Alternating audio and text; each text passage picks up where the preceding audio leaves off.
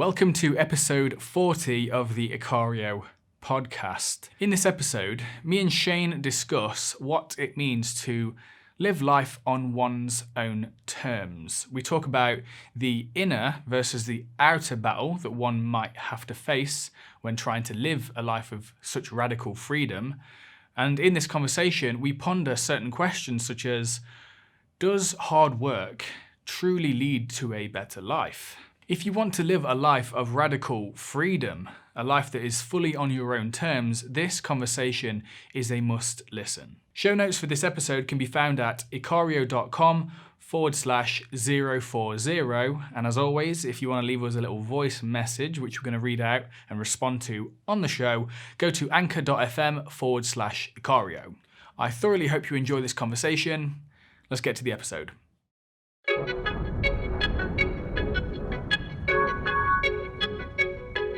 Hello and welcome to the Ikario podcast, where we help you break free from the human zoo, optimize your life, and become a force to be reckoned with your host once again, Ollie. And I'm Shane. And today, I actually want to kick off with a news story that caught my attention.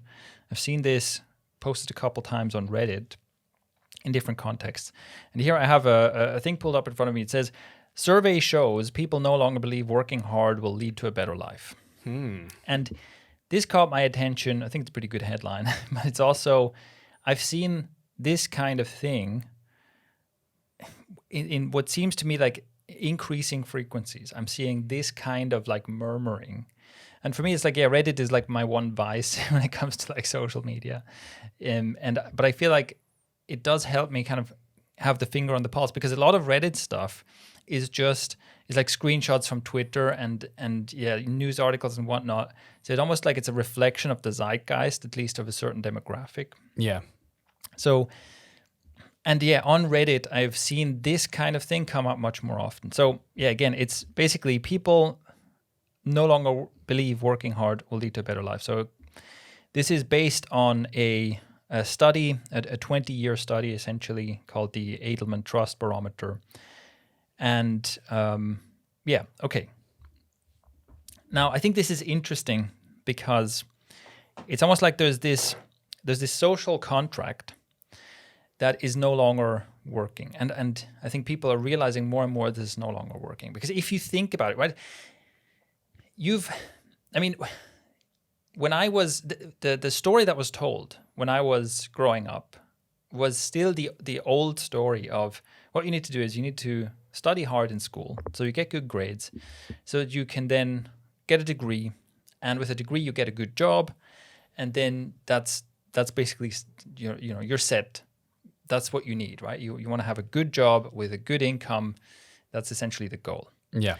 And this is like, I think what's happening in reality is that this approach is deteriorating over time. I think this advice was really good advice for at least 2 or 3 generations of people. And, even further back, it's almost like the advice is, listen, you just got to be, like wear a nice shirt and show up, stand upright and with a firm handshake ask for a job, and they'll give you a job.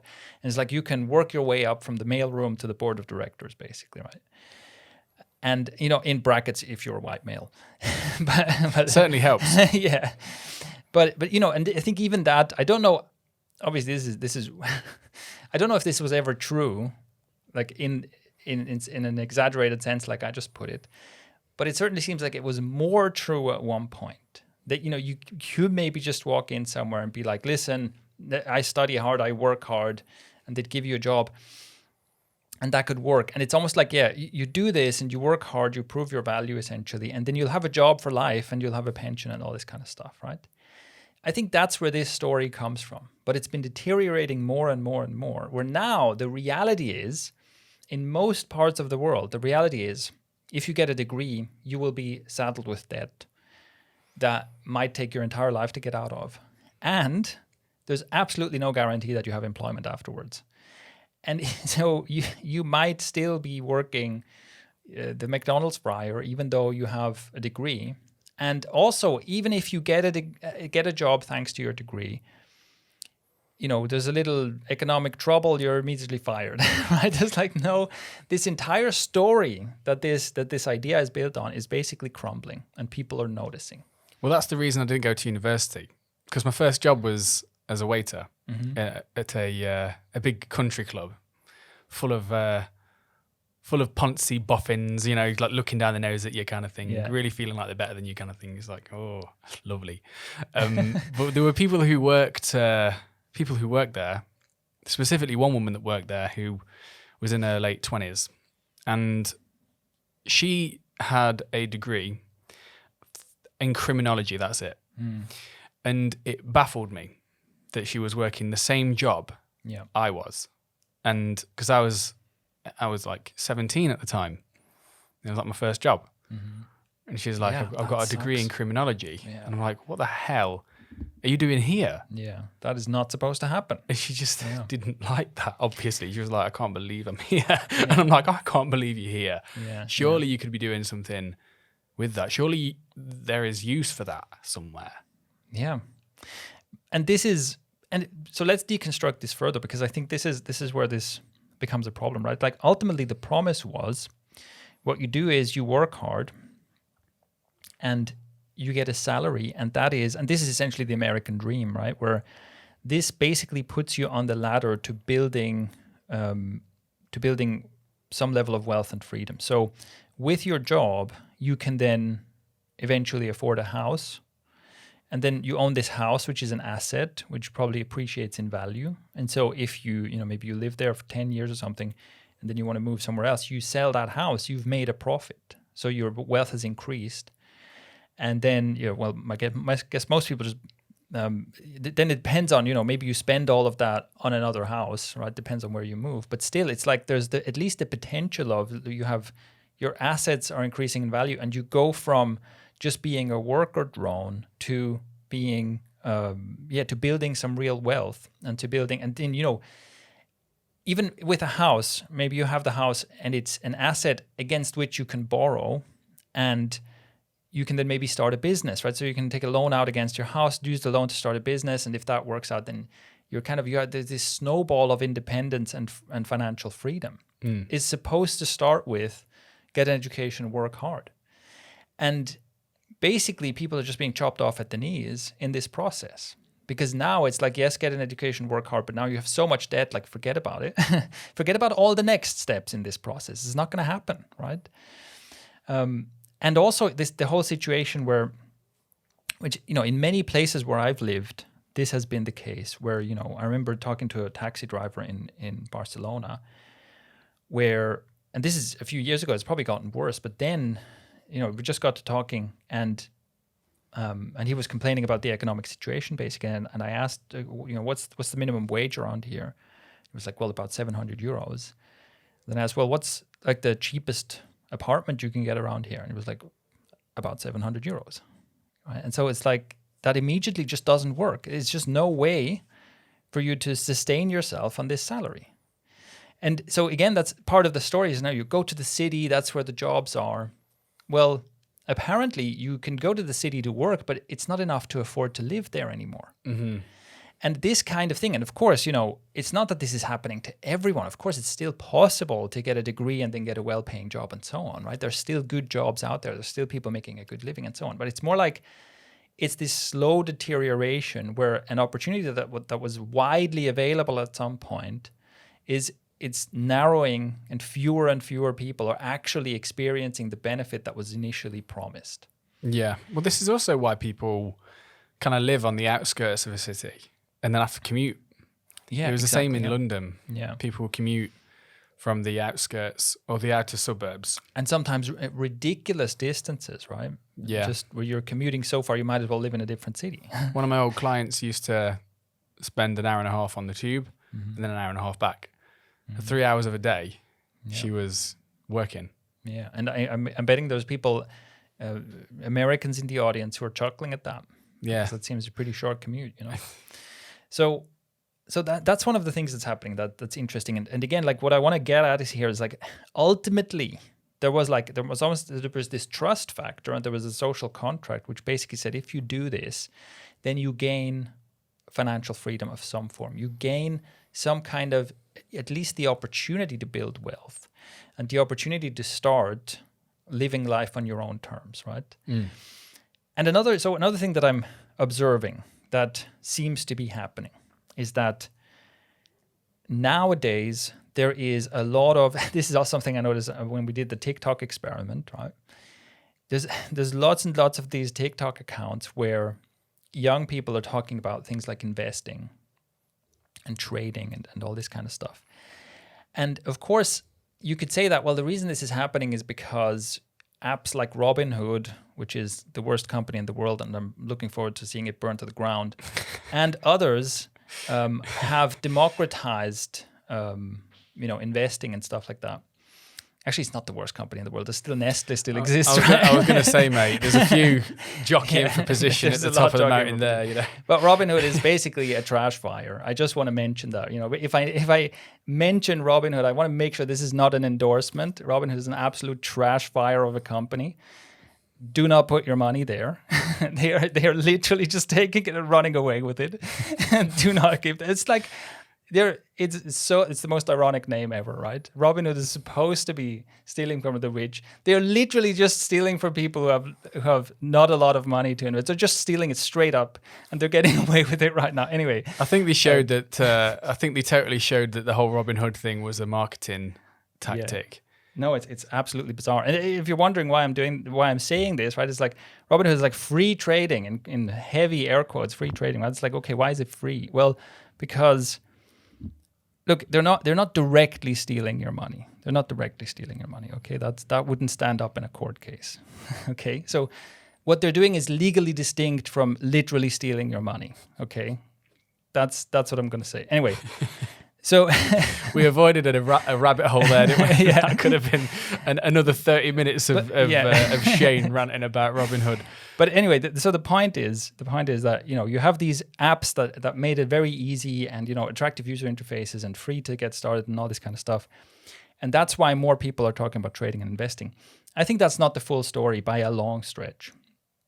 I think that, because look, when I was a kid, we knew that the stock market exists. And we knew that you can invest in stocks and that some people make money like this. And it was the lamest thing imaginable. Like, who would want to do this? Who would want to like look at charts all day? You know, or at the time it was like reading the newspaper every day, you know, and it's like, who wants to make a living like this? Is the least cool thing imaginable, right? And I think one of the reasons why the popularity of investing, even among younger generations, has increased. And even the popularity of things like, you know, options trading, which is like super high risk, but higher reward. It's basically like gambling, right? It's gambling for people in suits, you know. This has become more popular is because I think that people are looking around being like, well, what is my path out, right? I want a path to freedom. I want a path to, like I mentioned before, like being able to live life on my own terms. I don't want to just be buried in student debt. I don't want to have to work jobs I hate, that where I make barely enough money to just keep going.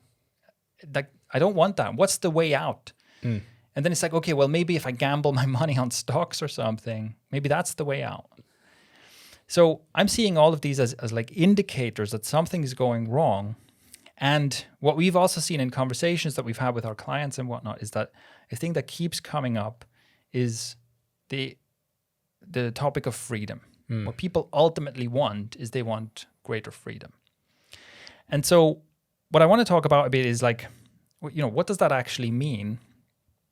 And I think of it as, you know, the point of freedom is essentially to be able to live life on your own terms, meaning that you get to decide how you spend your time. You get to decide, like basically the ultimate freedom is you get to decide whether you work or not. And you get to decide what you work on. And you get to decide the people you hang out with and the people you work with, people you spend time with. You get to decide where you live, like geographic freedom. And that can be, you know, on a small scale. Maybe it's like, I want to live in this city, but instead of having to live in a shitty small apartment on the outskirts of the city, because that's all I can afford, I want to be able to afford a better living space in this city. It could also be on a larger scale. It's like you choose which country you want to live in, right? And or pretty soon, what planet? What planet do you want to? Yeah, I'm not sure about pretty soon. There, I wouldn't buy the ticket just yet. Earth, Mars, or the Moon? Yeah, For the next 100 years at least. Ponder it a bit. Yeah, I bet someone's selling real estate on the moon or something. I bet. Yeah, but yeah, so having the freedom to do this, and also the social, and there's also aspects of freedom that are like completely removed from financial freedom. So, like social freedom, and freedom from, neurosis and anxiety and internal suffering, right? There's definitely very important aspects of freedom that are completely divorced from financial freedom. Yeah. But financial freedom is kind of a foundation for lots and lots of other freedoms. And I think very simply is that if you don't have financial freedom, then someone else is setting the terms for how you live. That really sucks. It does suck. Yeah. Yeah. And so, but I'm also curious to hear, because we're like 10 years apart or something in age. And so roughly, although no one knows your age. Nobody knows. Not exactly. even you. Yeah, not even me. That's true. But it's roughly something like 10 years, right? So I'm curious to know, like, when you grew up, and also obviously you grew up somewhere else than me, but still, like, what was your impression of, what was the collective idea of, like, how do you make it, It was, as far as I can tell, if I remember back, it was pretty much the way you described earlier. Mm-hmm. The narrative was that you would go, in the UK, it'd be primary school. No, it's quite a long track when I lay it out like this. Mm. You're in nursery, primary school, secondary school, sixth form or college, university. Steps. If you just think of the amount of the amount of conditioning, and then it would be you then get a job, and then work, and then retire.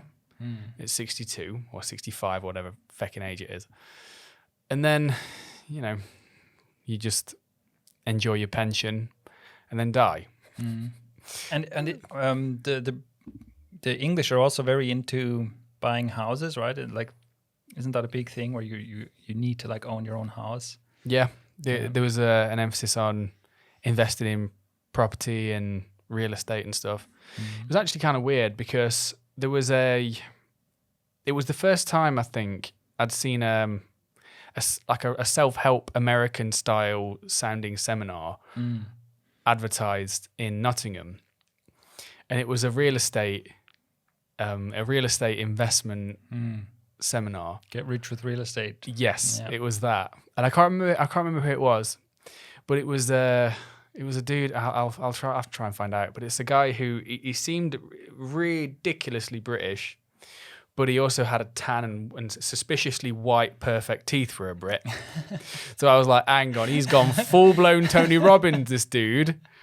And I just know, I'm surprised. I remember thinking, I'm surprised that this thing has taken off. Or maybe it hasn't, maybe it crashed, because I can just imagine a bunch of British people watching this and saying, what is this bullshit? What is this bollocks? This guy's chatting. But, No, I've seen, like, didn't Mike Winnett make a bunch of videos on this, on the various real estate, get rich with real estate scams in the UK? Wait, he did, yeah. So Sam something, it's his surname. It wasn't this guy in Nottingham, but it was. But yeah, it's a pretty common thing. Yeah, it does seem to be a thriving, scam industry. Yeah, there is now that you mention it. Yeah, there is an emphasis on what properties you own. A lot of people I spoke to, especially in my work as a personal trainer, like even people at my age. I remember having a few conversations where the goal was to buy a house. It's mostly women I trained actually, who around my age or a couple of years younger were like, yeah, I'm going to buy a house, and that's the main deal. That's the thing that they're aspiring to. And even my own father has been working his way up that ladder too. So maybe it is the thing about it's real estate. Yeah. But I don't know why. I think, and I'm grateful, I think I was always a bit tone deaf to those kind of messages. I was less it's like I was more suspicious of what they were saying, and I just sort of looked beyond what they were saying for the evidence for if it's the right way to go. Yeah. And yeah, it didn't strike me as normal to be along this track for so long and then to just be saddled with a bunch of debt, and that's apparently a good deal. It made no sense to me. But around sort of college time, my girlfriend at the time, she was like, yeah, I'm going to university, I'm going to get a job and whatnot. And I was like, well, it's like $9,000 a year for university, which is just insane. It's just insane. It's $9,000 a year for a student to learn, to want to be educated and want to provide value to the, to the community and stuff. You got to pay $9,000 a year for that. But then the deal was the way they were hooking people in was, well, okay, we don't make you start paying it back until you're earning a certain amount. And it's like, oh, how generous. How very generous of you, Yeah. But you still have that debt on your name.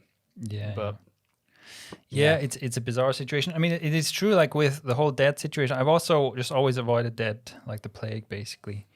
And of course, there is an argument to be made that, having cash debt can be, like the benefit is that cash is losing value so quickly. You can basically say, well, I'll take on a lot of debt now, and then, 30 years from now, this is going to be worthless. So it's going to be easy to pay off, right? But still, I don't like that situation. I don't like being in that situation. It's just, and I think that also served me well. But yeah, that's, so, and another thing is, so if we think about, okay, this is kind of the story that has been told for a long time. People seem to be losing faith in this. I think that makes a lot of sense. I'm in a position like, yeah, if someone asks me like, yeah, should I get a degree? It's like, man, I don't know. I really don't know. It's like, it's certainly not a black or white situation where you really need to evaluate your options. Well, you've hired a lot of people. Yeah. And I remember you saying that, it kind of made me laugh really. So if you were hiring someone who, like for a marketing position, you would have to essentially help them unlearn a shitload of things they've learned. Yeah. If they had a degree, for example. It's more like, it's not, maybe, yeah, it's a bit of unlearning, but it's mostly like I've just noticed, in a marketing role, if you hire someone who has a marketing degree versus someone who doesn't, it's the same amount of work to get them onboarded. Which is insane. Yeah. When you think about it, Yeah. when you think about that person who's spent 3-4 years or whatever at university learning this thing, and it's the same. I mean, I've definitely had this experience where they have no useful skills from this. But that's also it's not the same with everything, right? So I think that with a lot of our developers, it probably does make a difference. Although also most of their skill comes from like hands-on practice and they're self-taught people who are amazing. And for me, it doesn't matter that in the slightest whether someone has a degree or not. When in a hiring decision, right? And that's also just because we've just noticed it's just not a good indicator of anything that matters, right? There's just no correlation. There's no correlation between whether someone has a degree or not and whether they're going to be good at what they do or not. Yeah. Basically, yeah. So yeah, that's from the other side of the table. It's also like, I wouldn't recommend it. Like, don't get a degree if you want to get hired by someone like me or in a company like mine. It's like, that's not going to make a difference. But there are, it's as you say, it's not the same for everything, is it? I mean, there are certain positions where it's just a foundational requirement to have a degree in that area. For sure. And I think that's also just one of the things, right? There's so many topics, so many subjects where you can get a degree on, and they're just not made equal, man. They're just really not made equal. So yeah, that's why I would say it's clearly not just a yes or no answer anymore. It really depends on what you want to do, what you expect to happen, and so on, what position you're in, right? Because even like the question of, well, how much debt are you going to be in by the end of this? Do you have like, are you in a situation where your parents are supporting you, for example, or are you in a situation where you're going to be like working at the same time as studying, and you just like this mountain of debt that you have no hope of ever paying off, and so on. Like, so yeah, it's just not a yes or no answer anymore. There's also something about the track. You're on this track until your mid-20s, when eventually you get out of uni. In the times when I've spoken to university students, which in Portugal it's happened a few times, like I've been to a few parties that are just full of students and whatnot, and I talk to them about what they're doing, Some of them are studying law. Some of them are studying, something to do with finance. Some of them studying psychology and whatnot. And I asked them why. Like, so what is it about that really interests you? It's kind of, it's usually, I'm underwhelmed by the vibe I get. It's just like, I don't know. It's kind of an awkward question to ask. I'm like, what do you mean it's an awkward question to ask? And then I've thought about this, and I think, right, if you're in school, you're not really being asked what you want to do. Yeah. It's almost like you have a narrow subset of options, pretty much. But you're kind of on this track, on these rails, and you're operating on the narrative that you've been fed, which is you go along this track and eventually it will lead to prosperity, peace, happiness, all that stuff.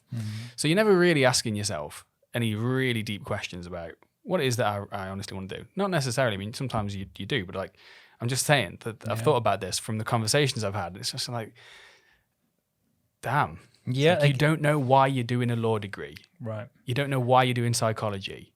Which really shows that people are basically put on this track, and it's just like, well, basically other people have told me I should do this in a way, right? Precisely.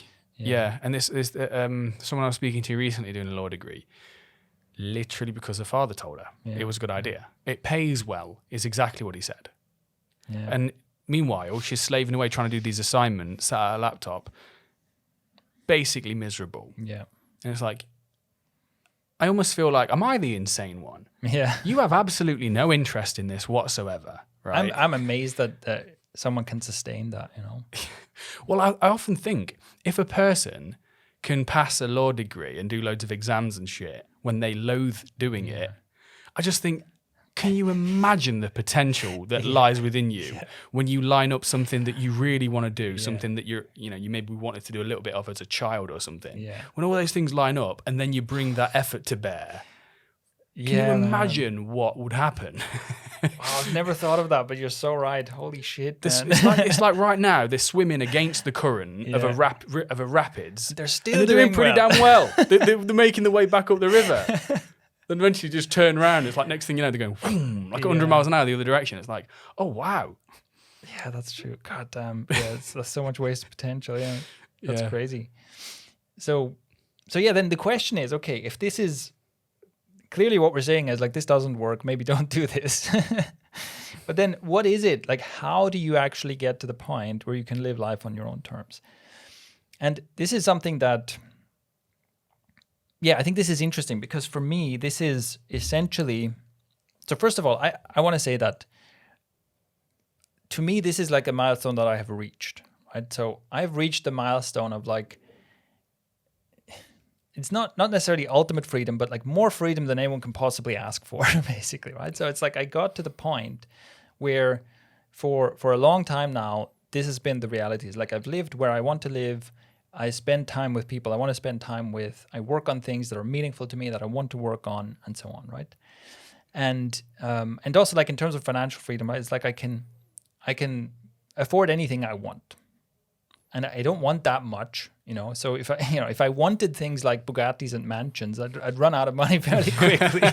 Luckily, your tastes are just limited to copious amounts of different headphone types. Expensive headphones, expensive headphones are still a lot cheaper than mansions. Well, don't know, Shane. This is where it starts. Mate. You fast forward a year. You bankrupted yourself. You're covered in headphones, listening to multiple different types. Like, it doesn't sound as good. I can't find the right ones. Yeah, no. Well, I hope you guys stop me from that. Before I start explaining to you why I really need to spend $50,000 on a pair of headphones, I hope you guys like knock some sense into the bass is just a little bit crisper. It's like Shane. Yeah. So for me, it's like I've managed to basically escape and to create a life where I really feel like, I'm living on my own terms. I'm doing with my life what I want to be doing with my life. And there's basically nobody else calling the shots. And for me, it's like this is also where this intersection between personal development and entrepreneurship comes in. Because I was interested in personal development first, in just like learning how to become a better person and how to essentially tap into more of my own potential. And then entrepreneurship was like something that offered itself as a potentially better alternative to trying to just, work and save and whatnot in order to gain financial freedom. but also something where I felt like this is a field where I can really kind of test my personal development approach and ideas, because I do think that because entrepreneurship is generally very, very difficult, it does require that you are able to it does require that you're basically able to bring personal power to this. So, if you want to be a successful entrepreneur, of course you have to have like a decent business idea and you have to execute a decent plan. But it's almost like, well, in order for that to even happen, you have to develop all of these personal skills. You have to be able to, think clearly and strategically in order to find a good idea and make a good plan. You have to be able to learn, like assimilate knowledge, right? You have to be able, and you basically have to be able to outcompete others. So you have to be able to figure out, how do I learn more, gain a better understanding, put together a better plan than my competitors? Because no matter what you do, there's always going to be competitors, right?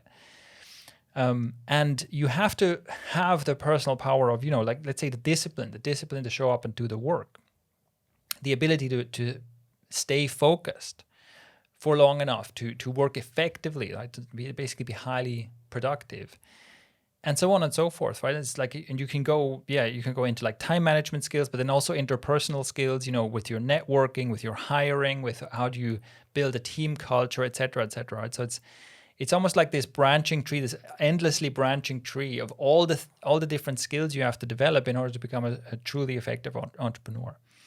And so that's also why, for me, there's always been huge overlap between entrepreneurship and personal development, right? It's almost like there's no way to untangle the two. Yeah, you can't fudge it.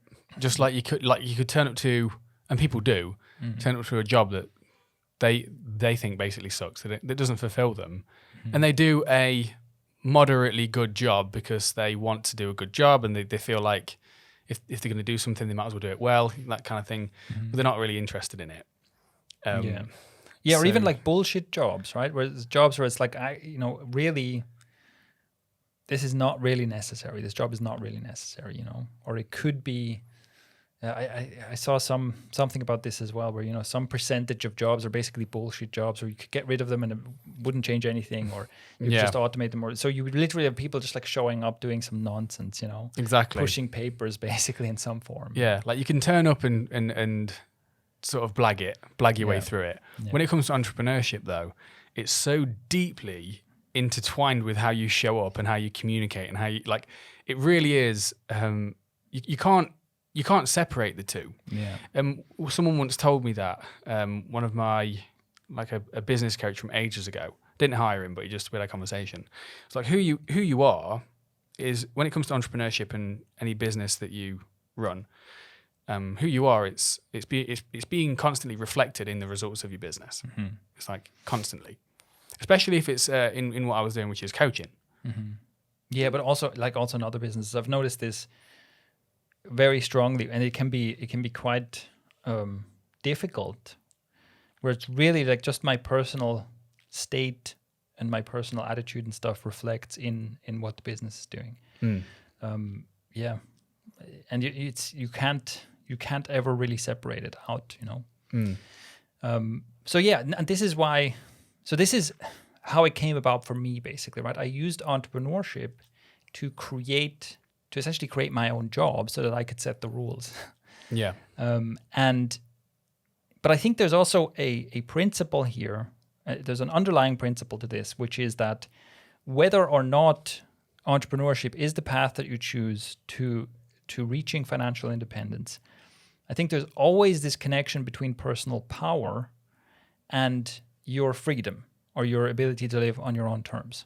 That's what I believe. That's what it comes down to, right? For anyone, unless you were born with a trust fund or something, then maybe not. But for anyone who has to work their way to this level of freedom, I think it is all about increasing your personal power. Mm-hmm. And we've talked about loads and loads of aspects of this, right? This is one of the key things that ikario is about. That's what we mean when we say it's about becoming a force to be reckoned with. There's loads of things that go from the very practical, such as, being able to, show up and speak confidently and communicate clearly, to put yourself in a leadership position or something like that, right? That's like a very tangible, like obvious, okay, the better you are at this, the more opportunities you have in various ways, right? But it also much more subtle and less obvious things like happen under the surface, such as just like, your level of confidence, your level of, it's kind of like your inner life, if you're burning up all your brain bandwidth, having like self-critical and self-judgmental thoughts, and you feel terrible about yourself, and you constantly feel like you have to hide yourself from the world because you're unlovable, and you have to put on this front of someone else, and you're parading about like that uses up so much of your energy that it reduces your power and your capability to do anything else, basically, right? And so this is where these aspects of personal development come in. Like, can you clean up all this nonsense going on inside so that you have increased personal power and even just increased capacity to focus on things that actually matter and things that will actually get you towards your goals, Yeah, and I think, just personally, I think I have more of a bias towards the inner stuff. I don't know where it came from, but I think I've always, at some point I developed this sense that your outward results are kind of, they're related in a very real sense to things that go on immediately in your experience on the inner level, right? You have your thoughts, beliefs, emotions, that kind of thing. And one of my favorite athletes of all time is Conor McGregor, right? Obviously. And he said something quite interesting, and it was only just a quick phrase in like a post-fight interview after he just sparked someone out. And Joe Rogan was talking to him, as he does, and Conor just almost like in the middle of a sentence kind of like just stops and goes, you're at war with yourself in there. It's not about him. And then he starts talking about something else, and I was like, hang on a minute. That's pretty impactful. For some reason that resonated with me really deeply. You're at war. The war is with yourself. You're at war with yourself in there. Yeah. So it's like, that's really interesting. And I somehow started to relate that to other stuff as well. Yeah. And this is where when we talk about living a life on your own terms, I like how you mentioned that there's the inner and the outer level of this. There's I'm trying to parse the two apart and what that actually means. Like, is the outer level understanding how the external world works, the trends that are being followed,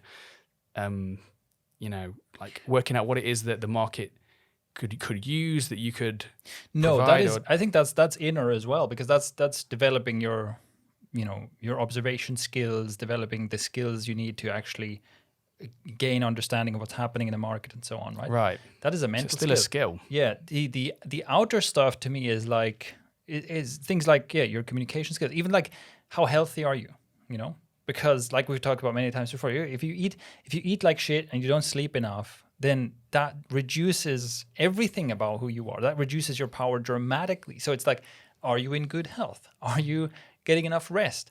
But also, like, are you getting enough intensity and rest? That's one of the ways to think about it, right? If you don't have enough things that are intense, that challenge you, and that can be physical exercise, that can be mental strain, you want to have those periods of intensity and then periods of rest, and periods of intensity and rest, and that makes you stronger and stronger.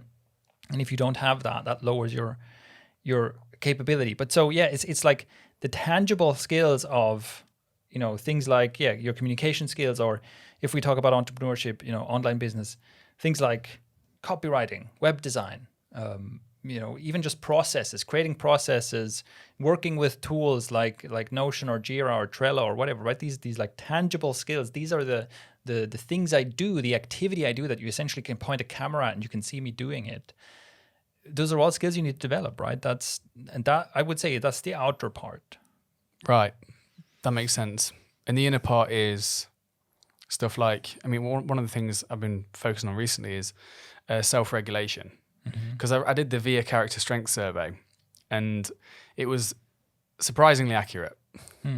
And basically, for those that don't know, the VIA character strength survey is you fill out a questionnaire online and you get a ranking of 20, I think it's like 24 different character strengths from your top 5, which are your most powerful, your most strongest ones, the ones that come more naturally to you. And then it goes down the list until you have a few at the bottom. And self-regulation was my 24th skill. And I was like, bastard, that's accurate, you know. And it's usually related to emotional self-regulation. Like if I have a bad day or if I'm dealing with something, usually I'll order food. and it's just it's so strong.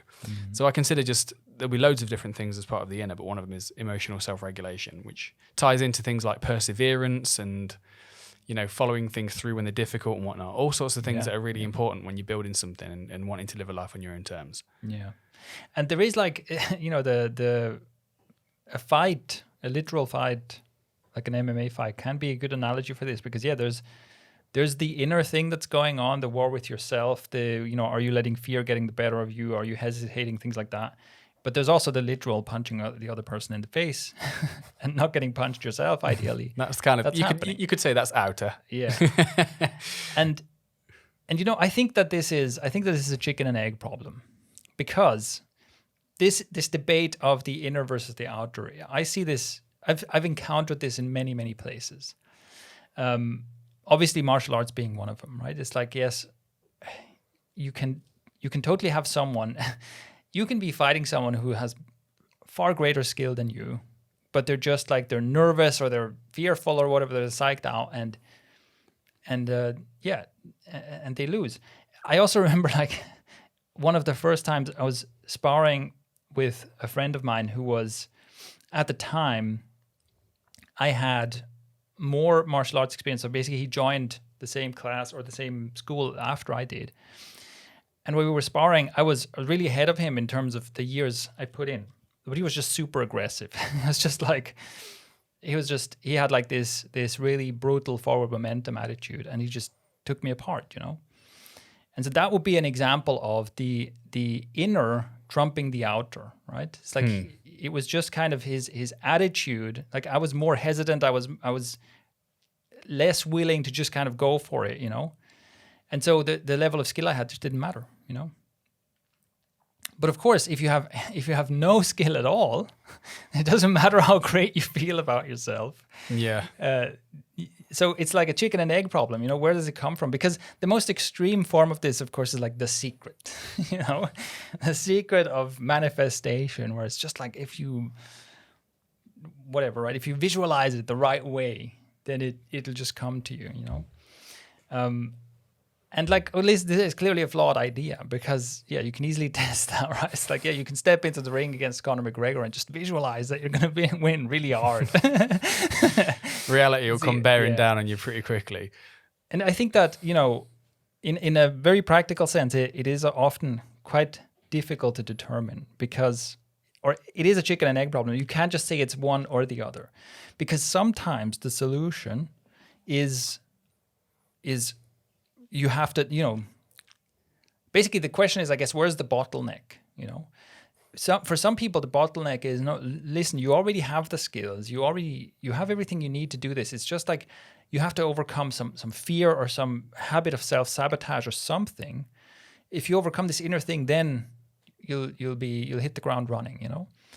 But for other people, it's like, listen, no, it doesn't matter how great you feel about yourself, how confident you are and so on. You have to just buckle down and develop these skills in order to make this happen, you know? Yeah. And it really is like, because sometimes also, and to make this even more complicated, like sometimes the best way to overcome some inner problem is to take action externally, right? So, you know, if you want to grow more confident, for example, I think you can sit in your little chamber, you know, in your little chamber and study all the books about confidence and read, you know, about Zen and Stoicism and all kinds of stuff. And that will create maybe a change, but it will probably create like very shallow confidence, you know? Yeah. But if you do things and you experience a win of some kind, and you do things and you experience a fail and you realize, oh, it's not the end of the world. You know, I tried something and I failed and I'm still here. And there's not like a crowd of people pointing and laughing, right? Like I imagined, you know? and I can just pick myself up and I can keep going. And you start stacking up this track record. That creates deep confidence. And I think that again, you can't just say it's only one or the other. Like sometimes the thing you need is action to start developing confidence. Maybe you plateau, and then you need to read the Zen whatever to unlock the next level. But it's always both, isn't it? It is. The more I the more I go along, the more I seem to be able to apply the whole holistic balance, unmarketable balance idea to everything. You know, like with my own private clients, for example. A lot of the guys that come to me, they see my channel, and they're on a self-development, inner healing, inner work binge, right? Yeah. Some of these guys have had therapy before. They're looking for the next thing, the next inner solution, the realization, the breakthrough and stuff. And I'll use one example of a client recently. Won't use names, obviously, but yeah. So he came to me. He was like, "Yes, I've got all these inner issues. I feel like I've got some sort of trauma that I've not processed, some repressed emotion, like you talked about in a video that time." And I'm like, "Okay." So we talked for a while, and he thinks that this thing is just thought that this one was really holding him back. And I was like, "Okay, well, just for the sake of hypotheticals, if this thing wasn't holding you back, what would you have in your life? What would be different?" And he was like, I've never thought about that before. I was like, okay, well, let's talk about it. He goes, I guess I'd have more friends. I'm like, okay, interesting. He goes, I'd have a girlfriend. Although he was embarrassed to say it. It's quite adorable. He was like, I'd have a girlfriend. But yeah, I don't know. I'm like, no, that's something you want. Friends and a girlfriend, of course. Social life, great. And he was like, okay. Like he'd never even given himself permission to even want that thing. Yeah. So then he was like, okay, can you help me? I was like, yeah. So while we're working together, it's still my client. And we're like, right. He thought that I was just going to do guided meditations with him. We were going to just like talk about the past and stuff. And I was like, he has told me he has seen therapists for years. So I goes, right. Within the first 3 weeks, I set him some social challenges. You're going to go say hello to some strangers.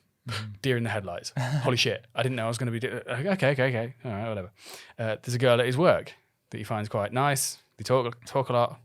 You know, okay, why don't you ask her out for a coffee? Oh my God. Yeah. And he resisted it hard. So it turns out he started to reflect that maybe this inner work was a very palatable alternative to doing the real scary shit of asking a woman out and being rejected, of saying hello to strangers, of going to meetup groups and putting yourself out there. It's way easier to just hide in the chambers of your room or your apartment or whatever, and like, okay, I'm going to do the inner work. Oh, this inner work. I'm going to resolve these traumas, and this is the flawed logic. I'm going to resolve these traumas, and then going out and getting a girlfriend and speaking to women is just going to be easy. Effortless. It's going to be effortless, no problem. I'm going to Yeah. make friends easily. There's going to be no rejection, no uncomfortableness, no awkward silences, none of that. And I'm like, if you followed that idea through to its absolute end, which some people sadly are nowadays, you will be waiting your whole life. Yeah. And it can be like, it can also be like retail therapy almost, right? It's like bright shiny objects. It's like, oh, this book is about how to reach total enlightenment or how to unlock your inner whatever. And you read the book, oh my God, there's new exercises, right? And then you do this guided meditation and this visualization. But then there's another, I saw this video of this other guy. He said, you got to do this. And that's how you truly unlock your full power. And then it's like you're chasing these bright, shiny objects. And like you say, you can be essentially in a very comfortable, as in very inside your comfort zone, where you're just always saying, no, eventually I'll find the right guru or the right secret technique or the right whatever it is that will then just solve all of my problems, right? Yeah. And you also see this, I think in general, right, that's something we always want, that quick fix or like the ultimate solution. Because you also see this when it comes to food, right? Where if you try to find out about healthy eating online, if you go to YouTube, let's say, try to find out how should I eat, what you find is you have all these tribes, and basically every tribe is telling you this is the solution. This is the solution. Every diet you can name, every single one, okay, going all the way from raw food or breatharianism all the way to like raw meat carnivore and everything in between, every single one will have at least one like prominent representative, right, a business or a personality or something, who will tell you the story of how before this they were suffering from 1,000 things, right? They were always fatigued and they pain and bloated and overweight and blah, blah, blah. And then once they switched to this diet, insert any diet, any diet. Once they switched to this, everything got better, right? I feel so good and I'm full of energy and my skin is clear and everything, right? It saved my marriage. And it's exactly, and it saved your marriage. And it's literally, that's what you have to realize is that no matter where you look, there's always going to be that story. And what people are desperately hoping for is the one thing that solves everything. And ideally, it's very simple, right? It's very simple. It's like, yes, eat only meat, right? It's a very simple story. Eat only meat, that's going to solve all your problems. Or eat only fruit, that's going to solve all your problems, or whatever it is, right? Some very simple guideline. And then almost all the content you see is just like this tribal signaling, right? It's just like a confirmation bias, feeding your confirmation bias. But people are hoping to find the one simple thing that's going to solve everything. And yeah, it's funny that the thing you said is like such a good example of someone who is stuck in looking for the solution in the inner work when clearly the solution lies in the much more practical, just go out and talk to someone. Precisely. And yeah, go on. And the opposite is also possible. Like, how many people are always busy? They're always busy. They're always going to 100 miles an hour at any hour of the day so that they never have to stop and think, hold on, what am I doing with my life? Right? Where the real horror for them would be, and it's like, no, look, the solution is not to get involved in another thing and to try even harder doing this and to say yes to 15 other things, right? And then run around. And the solution is not to do more, to be more active externally. Like, what you need to do is you need to sit down and just do nothing. See what happens if you just do nothing for half an hour. And then all this stuff starts boiling up, right?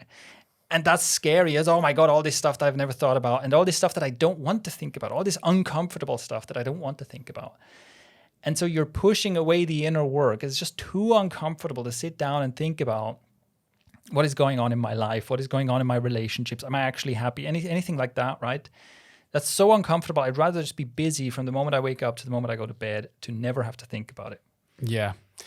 I guess distraction comes in many forms, right? Yeah. So you've got the people that are just frantically taking action without ever stopping, distracting themselves from that thing or that feeling that would emerge if they just stopped. Yeah. And the people that are doing the inner work are distracting themselves and trying to avoid the feeling of what would happen if they actually went out and did the thing, right? Exactly. So it's an avoidance of a feeling. Yeah. But it's amazing to me how caught up we can get in that distraction. So just as an example, when I went through this real anxious period in March and April this year, it was kind of fascinating how the emotions were so intense that my mind then started to become very existential in its reasoning for the feelings. It was like, oh my God, all these things. Life is meaningless. Is it meaningful? And it's like, my therapist really, really helped because she constantly stayed true. She was like, right, I genuinely suspect that this existential stuff, it's not really about that. It's about something else. And she's like, I think this existential stuff is a distraction from the core feeling, the core thing that you're avoiding. Yeah. She's like, so don't follow it down the rabbit hole. It's like an illusion. It's like a mirage. And then it self-reinforces. Like, life's meaningless. And then you find a bunch of nihilists online on a Reddit forum, and they're all like, yeah, I know, right? It's the same thing. It's like, well, you're probably all like there's equally amounts of people in there that are just also avoiding this feeling. Yeah. And it was kind of insidious for me. I kind of discovered that what I was really craving was to show up more honestly to people, to the world, in a more vulnerable sense. And I'd been avoiding that for so long that eventually the existential stuff became more palatable. And that was my distraction. Right, yeah. So, yeah, I mean, relating this to the topic of the episode, I'm trying to find a thread. Yeah. Which is... At some point we were talking about... living a life on your own terms. Yeah. But I think we got onto this track by talking about how living life on your own terms, there's an inner and outer component to it. And exactly what those are. And it is, I mean, ultimately, right, it is all about, like, increase your own, like gain the power to live life on your own terms. And there's many paths to this, but it all comes down to, I think it all comes down to personal power, right? And it takes, the example I gave was developing your skills and so on to be able to be a successful entrepreneur. But that's just a path that I took. I think there are many paths to living a life on your own terms, but they all will involve this. They all will involve, you have to level up your own power, basically, to be able to do this. And yeah, and another thing, by the way, on this topic is that, if you think, okay, if we say it's about living life on your own terms, that can sound quite self-centered. And an objection that someone might have is like, well, no, but I choose, my family is important to me, and so I choose to, instead of kind of just selfishly living by my own terms, like I choose to make them a priority and whatnot. But it's like, yes, do you have the power to do that? Right? If you say my kids are the most important thing, the question is, do you have the power and the freedom to spend as much time as you think is ideal with your kids? Or are you away most of the day because you have to commute to some shitty job that's super far away and you don't even like it, and then you can come home all stressed and you haven't seen your kids all day, but you have to keep doing this forever and ever because otherwise you can't pay your living costs, right? This is what I mean. It's like, of course you can say, I want to live a life of service to other people. But the question is, do you have the power to do that? And this is also one of the reasons, this is one of the things that motivated me and still motivates me to make lots of money, is because I've always been interested. It's like I have a desire to make a positive difference in the world, right? It's like I would quite like to save the world, basically, if it was possible, right? And of course, this is kind of a childish notion, but as a kid, I really felt like that's I felt like we have all these problems in the world. If I could, I would want to spend my life somehow solving all these problems, right? And one thing I realized is that my best chance of doing this is to continue doing what I do, to continue increasing my personal power and making more and more money, because that puts me in a position where I can make a much bigger difference than I could otherwise, right? I could have started some kind of a green tech startup or something, but I don't have the skills or the knowledge or something to really, would that have succeeded? Probably not. And so then you can say, well, okay, I started a software business. Well, is this helping? Is this helping the cause of trying to make the world a better place? Well, not directly. It doesn't make the world a worse place, and that's pretty important to me. But it's giving me the monetary power to make a difference elsewhere, right? And that is something, I've already, like, to causes that I think are very important, I've already donated more money to those causes than I could have ever working a regular job, And so that's another thing where I'm not, like, living life on your own terms doesn't mean living life selfishly. It means that whatever it is that you think is important, whatever it is that you want to be doing with your time on this planet, can you choose to do that? Or do you have to try and do a little bit of it, in the 45 minutes free time that you have in the day? Because everything else is occupied by other people, basically, or other interests, I like that. The way I see this is, I think there's almost like action and reflection, right? So reflection is the part where you sort of ask yourself what it actually means, and it's avoiding those kind of those traps mentally that you can fall into. Say, for example, you're working your absolute balls off for your family, and the trap would be that I am doing this virtuously, which obviously to a degree you are, but like, I'm doing this for my family and this is benefiting them and etc. The trap would be falling into that story and then failing to see that your family never see you, and then when you're home, you're miserable. Like the trap would be falling into the story of saying, yeah, I'm doing this for them, this is benefiting them, etc. And I have to do this is the only option. Yeah, and a lack of the reflection side of the picture would be to fall into that trap and not see it differently. And then there's the action, which is, I guess it's like another form of inner and outer thing. Yeah. And the action would be then being able to act on what you discover in times of reflection. Yeah, exactly. It's like you've discovered that, hang on a minute, I'm raising kids. They want their father around. And right now I'm working 60-hour weeks and I'm miserable all the time. Mm-hmm. And it's like, okay, then what? I need to change this. How do I change this? Okay, I need this skill or that skill. Mm-hmm. I need to become more aware of this thing or whatever. I need to take action here. Yeah. So it's like, for me, it seems like there's those two aspects to it. Yeah. Yeah. And also, so we're basically talking about a balancing act, right? Striking a balancing act here so that you're not distracting yourself with the inner work and you're not distracting yourself with the outer work. And you keep sincerely moving forward, even when it's difficult, even when you have to confront difficult things. And in a practical way, to maybe round this off, right? A practical way is like, how do you do this? Because in theory, I'm sure you can agree, yes, having this balance sounds like that would be good. But how do you actually do this? Well, I think that one thing that's worth trying is actually something that we've done on our recent experiment. So we did like this flow state experiment. And what we did there is every morning we would do breath work and a short meditation, and we would exercise.